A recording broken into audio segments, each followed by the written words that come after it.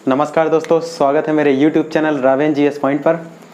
दोस्तों आज हम पढ़ने वाले हैं एक नया टॉपिक, मध्य प्रदेश की जलवायु, है ना। तो आज हम पढ़ेंगे मध्य प्रदेश की जलवायु।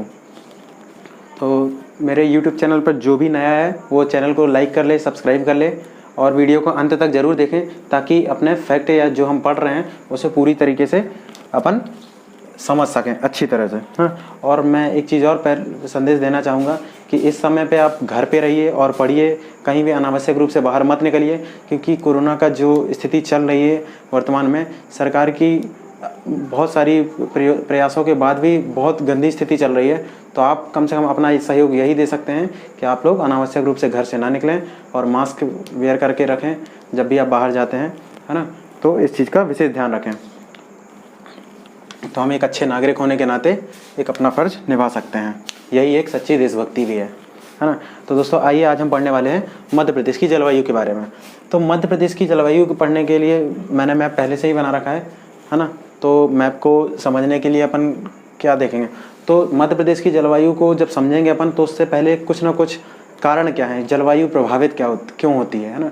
तो इस चीज़ को समझने के लिए अपन कारक समझते हैं पहले कि क्यों जलवायु किसी भी देश के भूभाग में या किसी भी भूभाग में, है ना, जलवायु में अंतर क्यों होता है, किस जलवायु किन कारणों से प्रभावित होती है, पूरे विश्व की जलवायु एक सी क्यों नहीं होती, है ना। आप लोग के भी बहुत सारे क्वेश्चन होंगे, तो अपन को ये समझना भी जरूरी है कि अगर इस क्षेत्र की जलवायु अलग है तो इस क्षेत्र की जलवायु अलग क्यों है ना। तो कहीं ना कहीं प्राकृतिक रीजन होते हैं, उनके भौगोलिक रीजन होते हैं, तो अपन ये समझेंगे। अगर अपन ये चीज़ समझ पाते हैं तो निश्चित ही हम मध्य प्रदेश की जलवायु भी समझ पाएंगे, है ना। अगर बात करें कि वैश्विक स्तर पर, तो ये चीज़ें हम भूगोल में ही पढ़ सकते हैं, लेकिन चूंकि अपन पढ़ रहे हैं अभी मध्य प्रदेश विशेष, तो अपन मध्य प्रदेश विशेष के लिए अपन छोटा सा एक आधार समझेंगे ताकि अपन मध्य प्रदेश की जलवायु को समझ सकें और अपनी समझ को बेहतर बना पाएँ, है ना। तो आइए देखते हैं कुछ। तो मध्य प्रदेश की जलवायु जो है, या किसी भी जलवायु का, है ना, मध्य प्रदेश की जलवायु नहीं, अभी किसी भी जलवायु का, हाँ, या क्लाइमेट का, है ना, निर्धारण, क्लाइमेट को निर्धारित करने वाले कुछ कारक होते हैं ना, कि जलवायु जो होती है उसे निर्धारित करने वाले कुछ कारक को अपन जानना जरूरी है। अगर किसी चीज़ में या किसी भी मौसम में या कोई भी भौतिक या रासायनिक या जो भी परिवर्तन होते हैं तो वो किन कारणों से होते हैं, वो चीज़ें हमें जाननी पहले ज़रूरी है ना। अगर हम ये चीज़ें जान पाएंगे तो हमें ये चीज़ें समझना बिल्कुल आसान होगा, क्योंकि मध्य प्रदेश की जलवायु को हम 5 मिनट में ही ख़त्म कर लेंगे, है ना। लेकिन कुछ चीज़ें ज़रूरी हैं जो हम पहले कारण के रूप में देखेंगे। तो अगर पहली बात की जाए, जलवायु को प्रभावित करने वाले कारक हैं। अगर आप हेडिंग में लिखना चाहें तो इसको एक 1 लाइन हेडिंग में आप ये लिख सकते हैं कि जलवायु को प्रभावित करने वाले कारक, जलवायु को प्रभावित करने वाले कारक, प्रभावित करने वाले कारक, ये अपन हेडिंग लिख सकते हैं। और कभी कभी एग्जाम में या जो मेंस या स्टेट पीसीएस की बात करें तो ये क्वेश्चन डायरेक्ट भी पूछा जाता है ना। तो अपन इसको समझेंगे, समुद्र से दूरी, है ना, पहला कारण है। अब क्या कारण है कि किसी भी भूभाग की या भौतिक जो ज्योग्राफिकल टोपोलॉजी होती है, जैसे ये समुद्र क्षेत्र हो गया ना, ये भूमध्य रेखा हो गई, यहाँ से ये समुद्र है, यहाँ पे ये समझ लेते हैं, ये अपना ओशन हो गया, है ना, ओशियन हो गया, महासागर हो गया। और ये कोई जैसे भारत का रीजन ही ले लेते अपन, है ना, ये वाली स्थिति।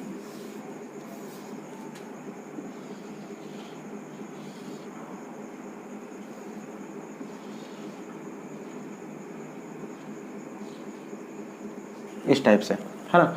तो भारत का मैप से अगर सबसे पहले अपन समझेंगे, यहाँ से भूमध्य रेखा जाती है ना, तो भूमध्य रेखा जाती है तो यहाँ से पे हिंद महासागर है, आप जानते हैं ना, यहाँ पे अरब सागर है और यहाँ पे बंगाल की खाड़ी है ना, यहाँ पे अरेबियन सी है, अरब सागर, और यहाँ पे बे ऑफ बंगाल है ना, बे ऑफ बंगाल है। तो मानसून भी निश्चित निर्धारित होगा जब ये समुद्र से दूरी बढ़ेगी, है ना, समुद्र से दूरी बढ़ेगी तो जो नज़दीकी क्षेत्र होंगे यहाँ पे जब यहाँ से बादल बनने शुरू होंगे, यहाँ पे जब गर्मियों में आपने वाष्पीकरण की वेपोराइजेशन की प्रक्रिया समझी होगी, पढ़ी होगी कि वाष्पीकरण होता है, तो जब यहाँ से वाष्पीकरण होगा और ऊपर जाके बादल के रूप में निर्माण करता है, एक ह्यूमिडिटी का निर्माण होता है और ह्यूमिडिटी बादल का निर्माण करते हैं। और बादल जब आगे की ओर हवा के साथ प्रवाहित होते हैं, है ना, तो प्रवाहित होते हैं और आपने समझा होगा उत्तरी गोलार्ध और दक्षिण गोलार्ध में ये घूमने की प्रोसेस होती है, रोटेशन, जो अपन ज्योग्राफी में डिस्क्राइब से पढ़ेंगे, है ना, डिस्क्राइब करके। तो अपन यहाँ पे आसान भाषा में समझें कि जब हवाएं उत्तर की ओर चलती हैं, जब मतलब हिंद महासागर से जाते हुए भारत की ओर चलती है ना, यहाँ से इस ओर जो भी हवाएं जाएंगी, यहाँ सबसे पहले केरल में मानसून प्रभावित होता है भारत में, है ना, एंटर जो करता है केरल में करता है। तो यहाँ से जब एंटर करता है तो ये समुद्र से जो तटीय क्षेत्र होगा, तो यहाँ पे जो पहाड़ी क्षेत्र होगा, पश्चिमी तटीय क्षेत्र होगा, है ना, पश्चिमी घाट होगा, तो यहाँ पे ऊंची पहाड़ियों से मानसून टकरा जाता है, जो बादल होते हैं वो टकरा जाते हैं। तो सबसे पहले तो वर्षा यहाँ पे कराते हैं, तो जो बोलते हैं कि भारत में मानसून की एंट्री हो गई या भारत में मानसून का आगमन हुआ, तो वो सबसे पहले केरल क्षेत्र में होता है। अब बात करते हैं आगे वाले क्षेत्र में, तो यहाँ पे कुछ टोपोलॉजी होती है, मतलब कोई भी क्षेत्र भूभाग में, जैसे कहीं पहाड़ी हो गया, पर्वत हो गया, पठार हो गया, मैदान हो गया, तो कहीं ना कहीं ये क्षेत्र भी निर्धारित करते हैं। इसका मतलब उच्चावच, है ना, उच्चावच, रिलीफ, है ना, रिलीफ, उच्चावच को इंग्लिश में क्या बोलते हैं, रिलीफ। तो उच्चावच वाला क्षेत्र इनको आर्द्रता को या बादलों को प्रभावित करता है। अगर कहीं ऊंचे आसमान मतलब पहाड़ी होंगी तो वो टकरा जाएंगे, है ना। तो समुद्र से दूरी बढ़ने पे तापमान में वृद्धि होती है, अगर जैसे इधर पे भूमध्य रेखा है और सूर्य की जो गति जब यहाँ से कर्क रेखा निकलेगी, है ना, यहाँ से मकर रेखा मान लो निकलेगी, है ना, तो जब सूर्य का आगमन यहाँ पे 21 मार्च और 23 सितंबर को भूमध्य रेखा पर सिर पर होता है सूर्य, ना, मतलब भूमध्य रेखा पर लंबवत होता है ना। अब जब 21 मार्च के बाद ऊपर की ओर जब गति करता है ना, जून की ओर, मतलब बोले तो 22 जून को जब कर्क रेखा में यहाँ पे पहुँचता है सूर्य, तो सूर्य कर्क रेखा पर लंबवत होता है ना, तो यहाँ पर तापमान इस क्षेत्र में बढ़ता जाता है। तो निश्चित सी बात है, जब सूर्य इस ओर बढ़ेगा या उत्तरी गोलार्ध की ओर जाएगा, तो यह इस क्षेत्र में गर्मी बढ़ती जाएगी और जितने भी आगे के क्षेत्र होंगे यहाँ पे भी तापमान में वृद्धि होगी। तो सूर्य से भूमध्य रेखा से दूरी बढ़ने पर तापमान में वृद्धि होती है, तापमान में वृद्धि होगी तो निश्चित सी बात है वाष्पीकरण भी की दर भी ज़्यादा होगी। तो किसी स्थान में सूखा वाला क्षेत्र घोषित होता है, अगर आसपास आपका पानी वाला क्षेत्र है तो ओमस वाली क्षेत्र या ह्यूमिडिटी वाली कंडीशन होती है। तो यहाँ पे समुद्र से दूरी में तापमान प्रभावित करता है, वर्षा को या जलवायु को तापमान। इसका मतलब है कि वह क्षेत्र गर्म वाला होगा, है ना, वहाँ की जलवायु गर्म होगी। तो ताप में वृद्धि आप पढ़ेंगे, ताप में वृद्धि करता है ना, इसे आप शॉर्ट में समझ सकें, ताप में वृद्धि करता है। अब बात करते हैं दूसरे पॉइंट की। तो दूसरा पॉइंट जो रहेगा वो रहेगा अपना भूमध्य रेखा से दूरी। अपना ने अभी समुद्र से दूरी पढ़ा, दूसरा पढ़ेंगे अपन भूमध्य रेखा से दूरी। तो भूमध्य रेखा से दूरी भी सेम स्थिति है। अब इसे अब आप कहेंगे कि समुद्र से दूरी भी वही ली, भूमध्य रेखा से भी दूरी ली। कुछ देश होते हैं कि समुद्र के नज़दीक होते हैं लेकिन वहाँ पे भूमध्य रेखा नहीं होती। अपन बाय कंडीशन अपन देखा जाए तो अपन की समुद्र से दूरी और भूमध्य रेखा से दूरी एक सी होती है ना, एक सी पड़ रही है, क्योंकि लेकिन कई देशों में तो ऐसा नहीं होता होगा। जैसे ब्रिटेन वाले देश देखें, इंग्लैंड वाले देश देखें, तो वहाँ पे समुद्र के नीचे इटली समुद्र के आसपास ही है ना, और जापान वगैरह है प्रशांत महासागर में, तो उधर से भी ये चीज़ निर्धारित होती है। तो भूमध्य रेखा से दूरी, और ये बात अपन कॉमन चीज़ पढ़ रहे हैं, तो यहाँ पे भी ताप में वृद्धि देखी जाती है। जितना भूमध्य रेखा से दूरी होगी उतनी ताप से दूरी, और समुद्र से दूरी भी होगी तो ये भी यही कंडीशन होगी। तो उष्ण कटिबंधीय जलवायु का निर्माण करते हैं। उष्ण यानी गर्म, और कटिबंधीय मतलब एक जोन होता है ना, कि कटिबंध का निर्माण करता है। अब बात करते हैं अगर कर्क रेखा की, तो तीसरी स्थिति होगी अपन, क्योंकि भारत और मध्य प्रदेश के संदर्भ में बात कर रहे हैं इसलिए अपन तीसरा पॉइंट कर्क रेखा से भी पढ़ेंगे। जो दक्षिणी गोलार्ध वाले देश हैं उनको हम मकर रेखा के सापेक्ष भी पढ़ सकते हैं, है ना। कर्क रेखा से दूरी, तो कर्क रेखा से दूरी का क्या प्रभाव पड़ेगा, है ना। कर्क रेखा में चूंकि जब कर्क रेखा तक सूर्य का जब ये जो स्थिति बनती है ना, सूर्य के आगमन की, यानी सूर्य के गोलार्ध की, है ना, सूर्य जब अपना परिभ्रमण करता है ना, तो सूर्य जब सूर्य एक्चुअली नहीं जाता है, पृथ्वी जब चक्कर लगाती है सूर्य का परिक्रमण करती है तो उनमें ऋतुओं का बदलाव होता है ना। तो सूर्य भी जो पृथ्वी होती है वो कर्क रेखा पे जब आती है, कर्क रेखा पे 21 जून की स्थिति में, है ना। तो जब यहाँ से 21 जून तक 21 मार्च से 22 जून तक यहाँ पहुँचती है, 22 जून से फिर वापस 23 सितंबर तक फिर भूमध्य रेखा में आती है और यहाँ से आपको 22 जून में यहाँ पे जाती है ना, मकर रेखा में। तो ये स्थिति बनती है ना। तो कर्क रेखा की अगर बात करें तो यहाँ पे गर्मी, यहाँ पे भी सेम तापमान में वृद्धि देखी जाएगी, तापमान में वृद्धि। कारक यही है दोस्तों ना, कारक यही है, अपन को और चीज नहीं देखनी। चौथी बात करें अगर तो पर्वतों की स्थिति है ना, पर्वतों की।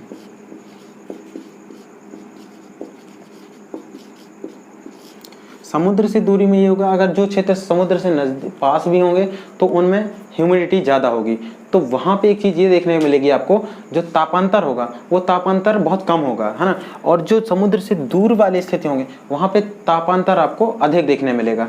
जैसे अपना मध्य प्रदेश हो गया, तो अगर कर्क रेखा यहाँ से गुजरती है ना, मध्य प्रदेश के बीच से, तो जो अपना उत्तर भारत वाला पठार हो गया है ना, उत्तर मध्य भारत का मैदान या उत्तर मध्य प्रदेश का मैदान, तो इस क्षेत्र में आपको निश्चित ही आपको यहाँ पे अलग प्रकार की जलवायु देखने मिलेगी, जो कि कहलाती है कॉन्टिनेंटल क्लाइमेट, है ना, या महाद्वीपीय जलवायु। इस जलवायु की कंडीशन क्या होती है कि गर्मियों में अधिक गर्मी और ठंडियों में अधिक ठंडी पड़ती है ना। गर्मियों में अधिक गर्मी कैसे पड़ेगी, जब सूर्य कर्क रेखा पर लंबवत होगा, है ना, जो कि 21 जून की स्थिति होगी, है ना। तो जहाँ पर लंबवत होगा तो इसका प्रभाव, एक तो अपना मध्य प्रदेश लैंडलॉक्ड स्टेट है ना, तो और राज्यों से जब कोई भी भूभाग अदर राज्यों से भी घिरा होता है, या कोई भी भूभाग और दूसरे भूभागों से घिरा होता है, समुद्र की सीमा आसपास नहीं होती है, तो निश्चित ही आपने चालन की प्रक्रिया पढ़ेगी। वहाँ से आप अच्छा समझ सकते हैं कि जब कोई लोहे का चीज़ है या किसी धातु की चीज़ है एक दूसरे से टच हो, तो यहाँ से टेम्परेचर जाएगा, इसमें पहुँचने में समय लगेगा, है ना। तो यहाँ से टेम्परेचर फिर ये वापस भी होगा जब ठंडा होगा धीरे, तो धीरे धीरे ठंडा होने की प्रक्रिया भी धीरे होती है। तो तापांतर में एकदम से यहाँ पे अधिक देखने को मिलता है ना, तापांतर की जो प्रक्रिया होगी वो अधिक है। ताप में बहुत ज़्यादा अंतर, मतलब एकदम धीरे धीरे ठंडा होगा, धीरे धीरे गर्म होगा, तो जो बीच का गैप होगा वो बहुत अधिक होगा। बल्कि समुद्र के जो पास की स्थिति होंगी, जो आप समुद्र के पास की स्थिति देखें, यहाँ का तापांतर कम देखने मिलेगा। इसका मुख्य रीज़न ये है कि जब आप देखते हैं कि ये समुद्र के आसपास है तो यहाँ पे नमी वाला भी क्षेत्र होगा। भूमध्य रेखीय वाले क्षेत्रों में आप देखेंगे वनों की भी कई बार अधिकता होती है ना, तो यहाँ पे बादल जल्दी ही बरस जाते हैं, है ना, और यहाँ पे चक्रवात वगैरह भी, तो नमी वाला माहौल रहता है, तो बारिश भी भूमध्य रेखीय क्षेत्रों में, विषुवत रेखीय क्षेत्रों में अधिक होती है। तो यहाँ पे टेम्परेचर उतना बढ़ नहीं पाता, अगला ही मानसून आ जाता है या बारिश हो जाती है या ह्यूमिडिटी रहती है, गर्मी अधिक पड़ती है, उमस वाली गर्मी ज़्यादा पड़ती है ना। तो इस कारण से तापांतर यहाँ पे कम देखने मिलता है ना। पर्वतों की स्थिति की बात करें तो पर्वतों की, जैसे मध्य प्रदेश में अपन देखेंगे अगर इस संदर्भ में, कि मध्य प्रदेश में सतपुड़ा पर्वत वाले, ये सतपुड़ा वाला क्षेत्र हो जाएगा, है ना, ये जो सतपुड़ा वाला क्षेत्र हो जाएगा, और यहाँ पे विंध्याचल पर्वत वाला क्षेत्र। तो इन क्षेत्रों में आपको वर्षा की मात्रा अधिक देखने मिलेगी, है ना। इन क्षेत्रों में आपको वर्षा की मात्रा अधिक देंगे कि जब मानसून अरब सागर की खाड़ी, अरब सागर से आगमन करता है ना, जो अरब सागर वाला क्षेत्र होगा, क्योंकि भारत में हो या मध्य प्रदेश में, है ना, दो शाखाओं से वर्षा होती है, एक अरब सागर का मानसून, एक बंगाल की खाड़ी से मानसून, है। तो दो शाखाओं से वर्षा होती है, तो इधर से जो वर्षा आती है वो अधिकतर अरब सागर। लेकिन बात करें अगर, तो जो अरब सागर का जो मानसून होता है उसे दक्षिण पश्चिम मानसून भी कहते हैं। आप इसकी दिशा भी देख रहे होंगे, अगर ऐसा निर्धारित करें तो ये जो दिशा होती है ये दक्षिण साउथ और ये पश्चिम, है ना, तो ये दक्षिण पश्चिम मानसून भी इसे कहते हैं। और एक होता है उत्तर पूर्वी मानसून, है ना। हालांकि दक्षिण पश्चिम मानसून की दिशाएं दो शाखाएं जो होती हैं, एक बंगाल की खाड़ी वाली शाखा होती है ना, तो बंगाल की खाड़ी वाला एक बड़ा क्षेत्र है, तो इधर से भी जो आगमन होता है तो ये आपको देखने मिलेगा। तो ये वाला जो क्षेत्र होता है तो ये अपना मध्य प्रदेश में यहाँ कहीं टकराता है आके, है ना, क्योंकि मध्य वाला क्षेत्र यहाँ पड़ता है भारत की कंडीशन में, छत्तीसगढ़ के आसपास वाला। तो विंध्य जो प्रांत होगा यहाँ पे, विंध्य प्रांत में आपको 2 शाखाओं से वाला वर्षा मिलेगी, है ना। और विंध्य वाले यहाँ पे बीच में ही, हालांकि कॉमन आता है मध्य प्रदेश अधिकतर, और एक शीतकालीन वाली वर्षा होती है जो शीतकाल में लौटता हुआ मानसून रिटर्न होता है ना। एक लौटता हुआ मानसून कौन सा होता है, जो शीत जब, जैसे एक छोटा सा भारत का मैप बना के अपन समझते हैं यहाँ पे, है ना, कि लौटता हुआ मानसून क्या होता है, तो आपको ज़्यादा बेहतर रूप से समझ आ पाएगा।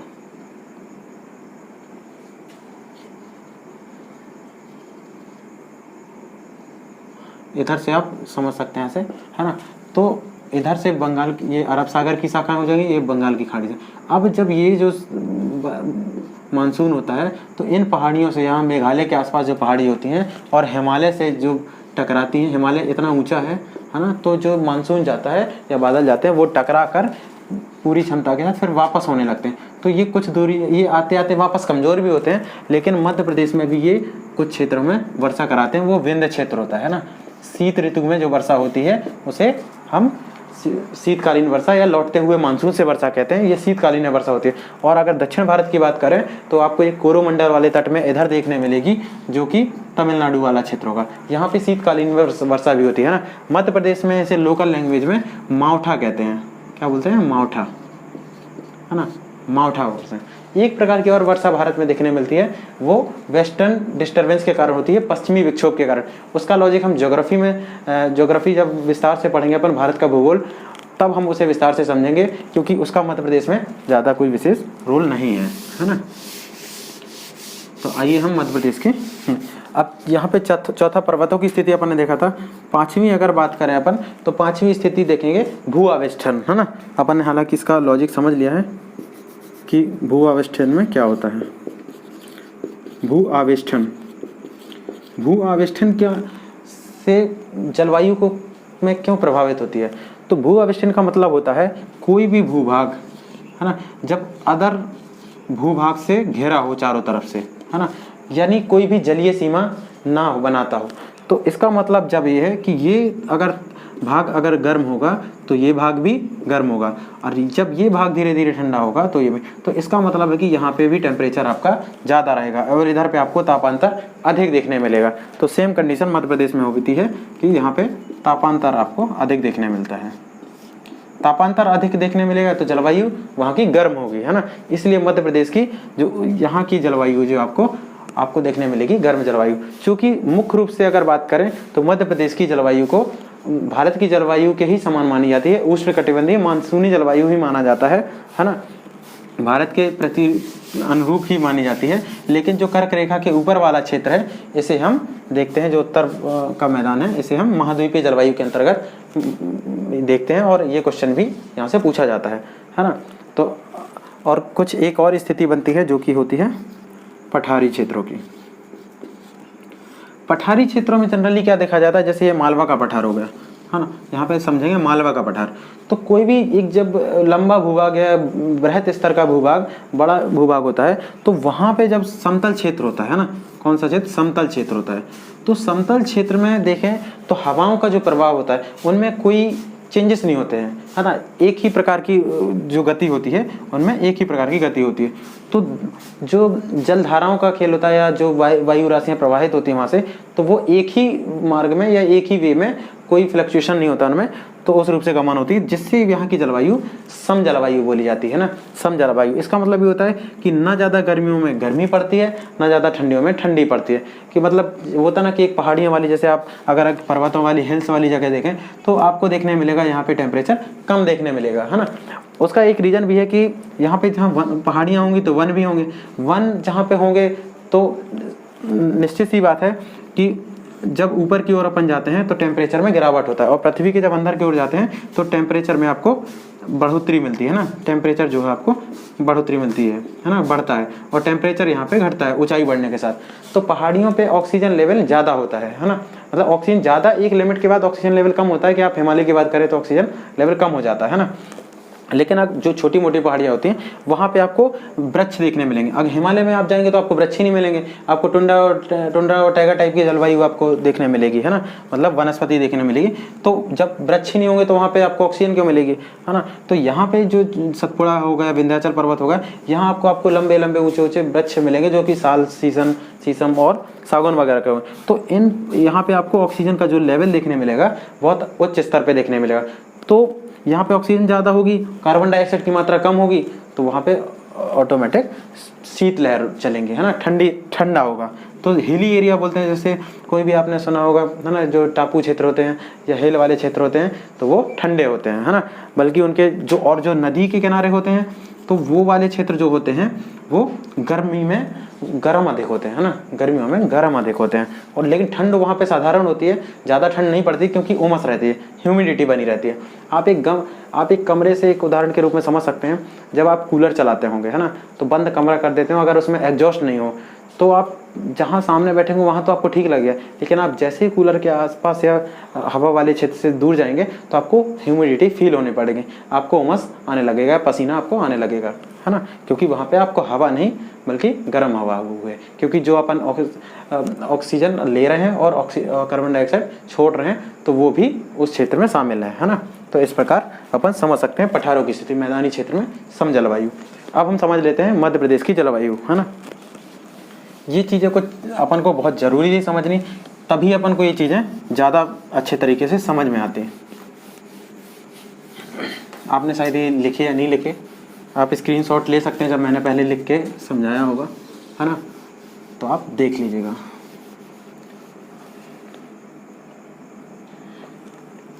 मैंने काफ़ी गंदा कर दिया है बोर्ड, तो आप इसको थोड़ा सा टाइम ले सकते हैं। अब अपन मध्य प्रदेश की जलवायु को मध्य प्रदेश के भौतिक विभागों में, है ना, भौतिक विभाग मैंने आपको टॉपिक पढ़ाया था, तो आप अगर आप वीडियो देखना चाहें तो पुराने वीडियो आप देख सकते हैं, जो कि मैंने वीडियो की डिस्क्रिप्शन में लिंक में दे दिए हैं। आप वहां से पुराने वीडियो देख सकते हैं ताकि आप अपनी समझ को बेहतर कर सकें, है ना। वीडियो को आप लाइक भी करिएगा और कमेंट भी करिएगा अगर अच्छे लगते हैं आपको। अब बात करते हैं अपन मध्य प्रदेश की जलवायु की। तो मध्य प्रदेश की जलवायु को जब हम देखते हैं तो एक तो बात करते हैं अपन जो मध्य प्रदेश की औसत जलवायु, कुछ फैक्ट पढ़ लेते हैं अपन, वो है 112 सेंटीमीटर, है ना, 112 सेंटीमीटर। कहीं आपको अगर सेंटीमीटर की जगह आपको लिखा मिल जाए कि 1120 मिलीमीटर, तो आपको घबराना नहीं है ना, तो आपको यहाँ से 100 का मल्टीप्लाई कर देना है ना, क्योंकि कभी कभी वर्षा मिलीमीटर में भी आ जाती है, कभी कभी सेंटीमीटर में भी आ जाती है ना। तो आपको कहीं कहीं यहाँ इस वाले क्षेत्र में बोलेंगे कि 1990 समथिंग मिलीमीटर वर्षा होती है, इधर 800 मिलीमीटर वर्षा होती है। तो इधर से आपको समझ जाना है कि यहाँ पे 80 सेंटीमीटर के आसपास वर्षा देखने को मिलती है ना। तो अब अपन भौतिक विभागों में बांटेंगे। भौतिक विभाजन का क्रम जब अपन ने मध्य प्रदेश के भौतिक विभाजन में आपने पढ़ा था, पुराना वीडियो जरूर देखिएगा ताकि आपको समझ आए। तो इधर से हम समझते हैं यहाँ पे जो मध्य प्रदेश का भौतिक विभाजन में अपन ने ऊपर वाला मध्य उच्च क्षेत्र, मध्य उच्च भूमि पढ़ा था, जिसके अंतर्गत मध्य उच्च भूमि के अंतर्गत ये वाला क्षेत्र आता है ना। ये पूरा बुंदेलखंड वाला क्षेत्र भी आ जाता है इधर पे। रीवा पन्ना का पठार भी आपको इसी के अंतर्गत देखने मिलेगा, है ना।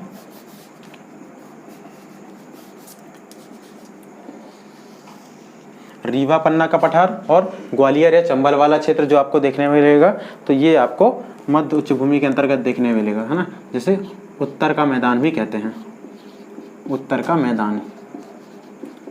पहले अपन भौतिक विभाजन कर लेते हैं, फिर अपन जलवायु देखेंगे किस क्षेत्र की कैसी है। अब ये वाला जो क्षेत्र थोड़ा सा ये भी आता है इधर पे, है ना। इधर देखेंगे अपन मालवा का क्षेत्र, है ना, मालवा का क्षेत्र, ये मालवा का मैदान या मालवा का पठार, मालवा का पठार, है ना।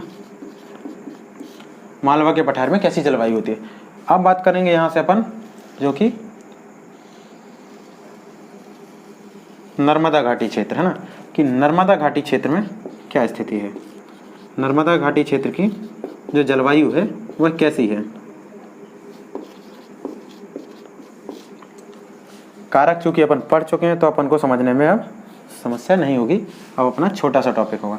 बात करें ये वाला क्षेत्र जो अपना पड़ेगा, ये विंध्य और सतपुड़ा वाला क्षेत्र ये पड़ेगा, है ना। तो अपन इसको, इसकी जलवायु चूँकि एक सी है ना, क्योंकि यहाँ पे आपको पहाड़ी क्षेत्र देखने मिलेगा। तो विंध्य एवं सतपुड़ा का क्षेत्र भी पढ़ सकते हैं। विंध्य क्षेत्र भी अपन या बघेलखंड का पठार भी से लिख सकते हैं, कोई दिक्कत नहीं है, आप चाहे तो इसे लिख सकते हैं, उसका एक ही मतलब है। सतपुड़ा का पर्वतीय क्षेत्र, है ना, ऐसे ऐसे पढ़ सकते हैं अपन, पर्वतीय क्षेत्र। तो इधर की जलवायु कैसी होती है, तो अपन ने टोटल 4 भागों में बांट रखा है ना। तो मध्य प्रदेश की जलवायु का अगर अपन बांटेंगे तो 4 भागों में बांटेंगे। मध्य प्रदेश की जलवायु 4 भागों में, है ना, 4 भागों में बांटेंगे। 4 भागों में पहले ही बांटेंगे उत्तर का मैदान। तो अपन मैप में ही समझ लेते हैं, मैप में काफ़ी अभी स्पेस है क्योंकि मैप काफ़ी बड़ा बना हुआ है, तो अपन इसमें ही देख लेते हैं। तो जो अगर बात करें उत्तर के मैदान की, तो हमने पहले ही पढ़ा था, है ना, कि मध्य प्रदेश की एक तो औसत जलवायु कितनी, 112 सेंटीमीटर, है ना। तो अब 112 औसत जब जलवायु या टेम्परेचर हो जाता है ना, या वर्षा होता है 112 सेंटीमीटर औसत वर्षा है, तो वर्षा भी एक कारक है ना निर्धारित का। तो जलवायु में तो इस क्षेत्र में वर्षा कम होती है ना, जो कि आपने भिंड वाला क्षेत्र जो देखा होगा, भिंड की गोहद तहसील, है ना। तो यहाँ पे आपको वर्षा सबसे कम देखने मिलेगी, लगभग 55 सेंटीमीटर के आसपास, या आपको 550 मिलीमीटर भी देखने मिलेगी, है ना। उत्तर भारत के मैदान की जो जलवायु होती है वो महाद्वीपीय जलवायु के अंतर्गत आती है ना। अगर आपसे कोई कारक पूछा, जलवायु का नाम पूछा जाए कौन सी जलवायु है, तो महाद्वीपीय जलवायु आप इसे लिखेंगे, महाद्वीपीय जलवायु, महाद्वीपीय जलवायु। हम इधर पे हेडिंग में नहीं लिख रहे हैं, इसे हम यहाँ पे ही मैप में समझ सकते हैं ना। उत्तर का मैदान की बात करें तो यहाँ पे विषम जलवायु पाई जाती है ना। विषम जलवायु से आशय क्या है समझेंगे यहाँ पे अपन, विषम जलवायु क्या है। कई लोग ग्वालियर क्षेत्र से भी होंगे या चंबल क्षेत्र से भी होंगे, तो वो समझ सकते होंगे कि यहाँ पर गर्मी में या गर्मी जो ग्रीष्म ऋतु होती है, ग्रीष्म ऋतु में गर्मी अधिक पड़ती है ना। और शीत ऋतु में ठंडी अधिक पड़ती है। मतलब दोनों चीज़ें ज़्यादा है ना। गर्मी में गर्मी अधिक, ठंडी में ठंडी अधिक, है ना। इसलिए आपने देखा होगा सिंधिया जो घराना था, तो वहाँ की जब जलवायु थी, जब आपने देखा होगा जहाँ सिंधिया रियासत थी, तो उनकी ग्रीष्म ऋतु की जो शीत ऋतु की जो वो थी, उनकी राजधानी थी वो ग्वालियर, ये वाली क्षेत्र हुआ करती थी, है ना। ग्वालियर वाला क्षेत्र हो जाता था, ग्वालियर रहती थी उनकी राजधानी सिंधिया घराने की। तो इसकी अपन देखेंगे उत्तर का मैदान है, उसकी जलवायु ग्रीष्म ऋतु में गर्मी अधिक और शीत ऋतु में सर्दी अधिक, है ना। ठंडी में ठंडी अधिक। बात करें मालवा के पठार की, तो मालवा का पठार मैदानी क्षेत्र है। मैदानी क्षेत्र में अपन ने जलवायु जो पढ़ी थी वो पढ़ी थी सम जलवायु या सम शीतोष्ण, है ना। शीतोष्ण के आसपास पाई जाती है, क्योंकि यहाँ पे गर्मियों में समशीतोष्ण मतलब शीत समान होती है ना। तो यहाँ पे गर्मियों में ना अत्यधिक गर्म पड़ती है, गर्म व ठंड, है ना, साधारण पड़ती है, ना तो गर्म अधिक पड़ती है ना तो ठंडी अधिक पड़ती है। सम जलवायु कहते हैं इसे, है ना, सम जलवायु। अब बात करते हैं नर्मदा घाटी क्षेत्र की। तो नर्मदा घाटी क्षेत्र वाला अगर कोई यहाँ से नदी पर कोई भी जलीय क्षेत्र हो या नदी प्रवाहित होती है, तो आप देख सकते हैं नदियों में वैसे ही ताज़ा पानी प्रवाहित होता है ना। तो नदियों के जब आप जाते हैं नदियों के पास, तो आपको कोई भी टेम्परेचर हो उसके अपोजिट आपको उसका टेम्परेचर मिलेगा, है ना। गर्मियों में आप जाएंगे तो पानी आपको ठंडा मिलेगा, और ठंडियों में अगर आप जाएंगे तो उसका पानी गर्म रहेगा, है ना। तो प्रकृति बहुत अनुकूल होती है ना, प्रकृति बहुत अनुकूल होती है। तो बात करें नर्मदा नदी के आसपास, तो इस क्षेत्र में जब गर्मी पड़ती है तो टेम्परेचर बढ़ता है, तो पानी की उमस निकलती है। तो गर्मी में इस क्षेत्र में आपको अत्यधिक गर्मी देखने मिलेगी, है ना। जो ग्रीष्म ऋतु होगी, आपको ग्रीष्म ऋतु में आपको अत्यधिक गर्मी देखने मिलेगी। क्या मिलेगी? अत्यधिक गर्मी। लेकिन शीत ऋतु की अगर बात करें तो यहाँ पे आपको साधारण ठंड देखने मिलेगी, क्योंकि जो शीत ऋतु के समय जो होगा उमस वाला, ह्यूमिडिटी वाला क्षेत्र बदलने में टाइम लगता है। तो ठंड तो पड़ती है लेकिन ज़्यादा ठंड नहीं पड़ती, है ना। मतलब साधारण ठंड पड़ती है, साधारण ठंड पड़ती है, साधारण ठंड, है ना। अब बात करते हैं अपना एक क्षेत्र बचता है विंध्य एवं सतपुड़ा का पर्वतीय क्षेत्र। तो पर्वतीय क्षेत्र को अपन ने पहले ही पढ़ा है कि विंध्य का या सतपुड़ा का पर्वत, जहाँ जहाँ ऊंचे ऊंचे पर्वत पड़ते हैं वहाँ पे गर्मी में तो साधारण ठंड पड़ती है। अगर बात करें इस क्षेत्र की या इस क्षेत्र की, तो आपको गर्मी में जो आपको ग्रीष्म ऋतु में साधारण, है ना, साधारण गर्मी, लेकिन शीत ऋतु की अगर बात करें तो आपको अत्यधिक ठंड देखने को मिलेगी, है ना, अत्यधिक ठंड देखने को मिलेगी। तो इस प्रकार से अपन समझ सकते हैं मध्य प्रदेश की जलवायु को 4 भागों में ही बांटना है, आप इसके सामने लिख सकते हैं, है ना। अगर लिखने की बात करें आप तो पहला जो लिखेंगे अपन उत्तर का मैदान, तो यहाँ पे आपको विषम जलवायु देखने मिलेगी, विषम जलवायु के अंतर्गत आप क्या देख पाएंगे, ग्रीष्म ऋतु में आप अधिक गर्मी और शीत ऋतु में ठंड भी आपको अधिक देखने मिलेगी, है ना, दोनों चीज़ें ज़्यादा मिलेंगी। बात करें दूसरे क्षेत्र की, जो कि रहेगा मालवा का पठार है, मालवा का मैदान, है ना, जो कि पठार है लेकिन मैदानी क्षेत्र है। आप देख सकते हैं मध्य प्रदेश की जो सर्वाधिक जनसंख्या है निवास करती है, या 40 to 60% वो मालवा के क्षेत्र में ही निवास करती है। और सबसे मध्य प्रदेश का जो विकसित क्षेत्र है वो भी आपको मालवा के क्षेत्र में या मालवा के मैदान में देखने मिलेगा। मध्य प्रदेश का जो विकसित क्षेत्र है वो आपको मालवा के मैदान में ही देखने मिलेगा, है ना, क्योंकि ये मैदानी क्षेत्र है। यहाँ पे परिवहन का ज़्यादा अच्छा आगमन हो पाया है, परिवहन की सुविधाएं ज़्यादा हैं, है ना, पर्वतीय पठारी क्षेत्र में नहीं हो पाती हैं। यहाँ पे सारी चीज़ें सुविधाएं ज़्यादा हैं, इसलिए ये विकसित क्षेत्र भी माना जाता है। मालवा के मैदान की बात करें तो सम जलवायु है ना, सम या समशीतोष्ण भी लिखा रहता है। तो यहाँ पे ना तो शीत ऋतु में शीत अधिक, ना तो शीत, ना तो गर्म, ना तो अधिक गर्म, है ना।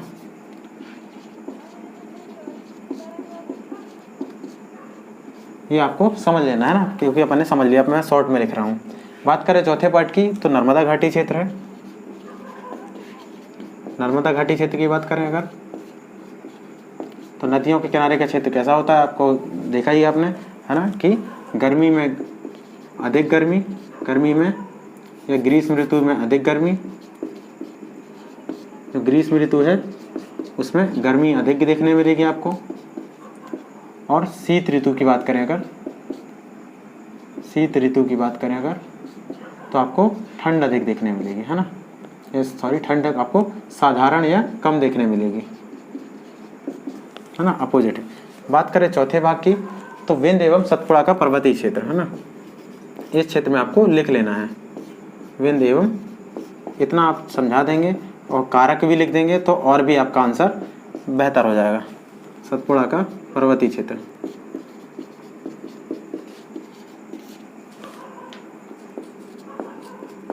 यहाँ पे आपको गर्मी तो साधारण देखने को मिलेगी, है ना, सुस्त आपको कम देखने मिलेगा, बल्कि शीत ऋतु आपको ठंड अधिक देखने मिलेगी, है ना, क्योंकि पर्वतीय क्षेत्र है ना, ऑक्सीजन लेवल कारण आपने देखा, है ना। कुछ अपन को अब यहाँ पे फैक्ट पढ़ना है, आप इसका स्क्रीनशॉट ले सकते हैं, है ना। ये 4 क्षेत्र में आपको बांट लेना है।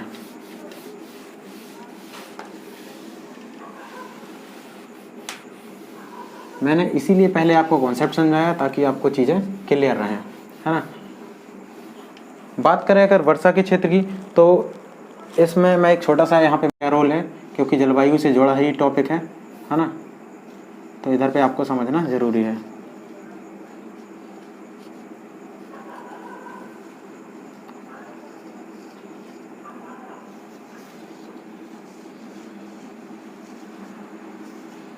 ये अपन देख सकते हैं इस प्रकार। तो मध्य प्रदेश का मैप की अगर बात करें तो वर्षा का जो वितरण देखेंगे आप, है ना, औसत जो वर्षा होती है 112 सेंटीमीटर है। ये क्वेश्चन पूछा जाता है, आपको याद रखना है। इसमें भी अगर फिर कभी क्वेश्चन आ जाए पॉइंट में तो 112.5 आपको याद रखना है ना, 112.5, है ना, ये आपको याद रखना है। बात करें वर्षा का क्रम तो पूर्व से, है ना, पूर्व से पश्चिम की ओर वर्षा की मात्रा में कमी आती है। क्या आती है? कमी। अगर पूर्व से आप आगमन करें, पूर्व से, है ना, लिखें, अगर पूर्व से पश्चिम की ओर जाने पर, पश्चिम की ओर जाने पर वर्षा की मात्रा में कमी आती है, वर्षा की मात्रा में कमी आती है ना, कमी आती है। कैसे? अगर बात करें यहाँ पे तो आपको वनों का एक घना क्षेत्र देखने मिलेगा, है ना, आपको यहाँ से वाला ये क्षेत्र जो आपको घना देखने मिलेगा। ये वाला जो आपको क्षेत्र यहाँ देखने मिलेगा, आपको एक औसत यहाँ की जो 112.5 है, यहाँ की अगर बात करें तो यहाँ पे आपको 140 से 160 सेंटीमीटर आपको वर्षा देखने मिलेगी, है ना। बालाघाट में बात करें, बालाघाट जो जिला है यहाँ पे पूर्वी जिला है, यहाँ पे सबसे अधिक वर्षा वाला जिला बालाघाट होता है ना, बालाघाट। और सबसे कम वर्षा वाला जो जिला होगा वो होगा भिंड, है ना, भिंड। और बात करें सबसे अधिक वर्षा वाला स्थान की बात करें अगर मध्य प्रदेश में, तो वो होगा होशंगाबाद का धूपगढ़ की चोटी, होशंगाबाद जिला, है ना, होशंगाबाद की धूपगढ़ की चोटी, जहाँ पे 199 सेंटीमीटर समथिंग वर्षा देखी जाती है ना। तो ये आपको याद रखना है। अब समझते हैं पूरब से पश्चिम की ओर वर्षा का क्रम क्यों घटता है। तो एक तो यहाँ पे पहाड़ी क्षेत्र है ना, छत्तीसगढ़ वाला क्षेत्र होगा, ये क्षेत्र होगा, तो यहाँ पे आपको हिली एरिया मिलेगा। तो जहाँ पे वन अधिक होंगे, निश्चित सी बात है वहाँ पे वर्षा भी अधिक होगी। पहाड़ी क्षेत्र में सतपुड़ा और नर्मदा विंध्याचल की बात करें अगर आपको, तो जो इन स्थानों पे वर्षा की मात्रा में आपको वृद्धि देखने मिलेगी, है ना। बात करते हैं यहाँ पे पश्चिमी क्षेत्र की, तो पश्चिमी क्षेत्र में आपको रेगिस्तान वाला क्षेत्र जो आपको मिलेगा, शुष्क क्षेत्र वाला ना, तो किसी यहाँ पे वर्षा की मात्रा में गिरावट देगी। यहाँ 140 सेंटीमीटर, तो यहाँ पे आपको 100 से 120 सेंटीमीटर के आपको आसपास वर्षा देखने मिलेगी। यहाँ 100 सेंटीमीटर ही आपको 75 प्लस या 75 से 100 सेंटीमीटर, है ना। और यहाँ पे आपको देखने मिलेगी आपको 75 प्लस, है ना, 75 सेंटीमीटर प्लस, है ना। यहाँ पे आपको इस प्रकार का क्रम देखने मिलेगा। तो इस प्रकार से आपको वर्षा का क्रम समझना है ना। कोई पर्टिकुलर रीजन नहीं पूछा जाएगा कि आपको कितनी वर्षा होती है, तो आप इससे आधार लगा सकते हैं कि इस क्षेत्र में अधिक वर्षा होती है, विंध्य क्षेत्र में, क्योंकि यहाँ से जो यहाँ पे वर्षा होती है विंध्य क्षेत्र में, यहाँ पे भी वर्षा की मात्रा अधिक होती है, क्योंकि यहाँ पे जो दोहरे मानसून के कारण वर्षा होती है, लौटता हुआ मानसून भी वर्षा होती है, और बंगाल की खाड़ी और अरब सागर के दोनों क्षेत्रों से वर्षा होती है। तो इस प्रकार आपसे वर्षा का भी आपको एक कारक याद रखना है ना। अब बात करते हैं एक और तथ्यों की। मध्य प्रदेश की जलवायु की अगर बात करें तो कौन कौन से 2 कारण होते हैं ना। एक उष्णकटिबंधीय जलवायु, जो अपन को मुख्य रूप से पढ़ना है, उष्णकटिबंधीय जलवायु, है ना, उष्णकटिबंधीय मानसूनी जलवायु, मानसूनी जलवायु, क्योंकि मध्य प्रदेश में 2 प्रकार की जलवायु पाई जाती है ना, लेकिन मुख्यतः इसे माना जाता है ना। अगर आप लिखेंगे औसत रूप से, अगर कोई एक आंसर लिखना आपको, है ना, तो आपको उष्णकटिबंधीय मानसूनी जलवायु लिखेंगे ना। महाद्वीपीय जलवायु, महाद्वीपीय जलवायु का मतलब ये होता है जब भूमध्य रेखा से दूरी का क्रम काफ़ी बढ़ जाता है ना, भूमध्य रेखा या कर्क रेखा से आपकी दूरी काफ़ी बढ़ जाती है, तो आपका टेम्परेचर में अधिक बढ़ोतरी होती है। तो इधर पे मतलब जलवायु विषम हो जाती है ना। क्योंकि विषम क्यों हो जाती है और इधर पे जलवायु लगभग सम क्यों रहती है, आपको ये चीज़ समझना। इधर पे हमेशा विषम होती है, जो कर्क रेखा के आसपास जलवायु जाती है, अधिकतर जलवायु विषम हो जाती है अगर समुद्र आसपास ना हो, है ना, और लैंड लॉक्ड वाला एरिया हो तब। तो विषम जलवायु का मतलब अपन ने पहले ही पढ़ा है, ग्रीष्म ऋतु में अधिक गर्मी और शीत ऋतु में अधिक ठंडी। इसीलिए आप देखते होंगे कनाडा वगैरह वाले क्षेत्र में या रूस के जो साइबेरियन वाला पार्ट है, वहाँ पे ठंड बहुत अधिक दिखती है, वहाँ पे तो अधिकतर ठंडी रहती है, क्योंकि वहाँ पे सूर्य का स्थान भी, सूर्य का आगमन नहीं होता है ना। तो महाद्वीपीय जलवायु, महाद्वीपीय जलवायु की बात करें अगर, तो भू आविष्ठित का कारण है ना, लैंड लॉक्ड होना। इधर पे सबसे बड़ा कारण है लैंड लॉक्ड होना, लैंड लॉक्ड, है ना, लैंड लॉक्ड होना। और कर्क रेखा से ऊपर, कर्क रेखा से भी दूरी है इसकी, है ना। अब बात करें उष्णकटिबंधीय मानसूनी जलवायु की, तो यहाँ पे जो 3 जलवायु निर्धारित करती हैं 3 रेखाएं, भूमध्य रेखा या कर्क रेखा या मकर रेखा। तो इधर से अपन को कर्क रेखा के कारण आपको ये क्षेत्र देखने मिलता है, सॉरी। तो कर्क रेखा से गुजरने के कारण उष्णकटिबंधीय मानसूनी जलवायु वाला आपको क्षेत्र देखने मिलता है। तो हमें केवल अभी इतना ही पढ़ना था इस क्षेत्र में। और इसके आधार, वर्षा के आधार पे वनस्पति भी निर्धारित होती है। तो हम वनस्पति और वर्षा वाला जो पार्ट है वो हम किसी और वीडियो में समझेंगे, है ना। तो आज के वीडियो में इतना ही। कैसा लगा वीडियो आप बताइएगा। चैनल को लाइक कीजिएगा, वीडियो को देखिएगा और चैनल को सब्सक्राइब भी कीजिएगा, बेल आइकन को प्रेस करिएगा, ताकि आपको अगले वीडियो का नोटिफिकेशन मिलता रहे। मिलते हैं अपन कल। धन्यवाद।